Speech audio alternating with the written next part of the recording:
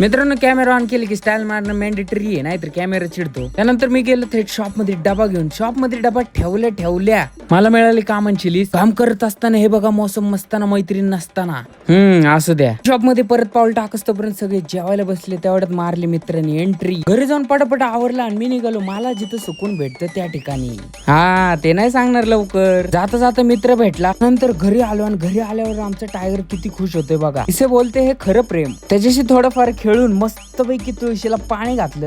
कारण उन्हाळ्यात हायड्रेट राहणं गरजेचं असतं. हे तुळशीसाठी आणि तुमच्यासाठी पण होतं बरं का. ग्रीन टीला पाणी तापवत होतं तेवढंच लक्ष गेलं माझं आमच्या घरातल्या आजच्या मेनूकडं. मी म्हणलं आता काय खरं नाही. माझ्या पोटाचं आणि मनाचं भरपूर मोठं युद्ध झालं. त्यात फायनली मन जिंकलं आणि मी ग्रीन टीचा ग्लास लवकर तयार केला. नाही हो, रात्रीची मिसळ नाही चांगली, पण महिन्यातून एकदा चालते बरं का. पण जे ओव्हर वेट आहेत त्यांनी खायचं नाही. आपलं माझ्यासारखं कडला यायचं आणि मस्तपैकी ग्रीन टी प्यायचं आणि गाणे ऐकायचं. त्या वेगळा व्हिडिओ आहे, नक्की बघा.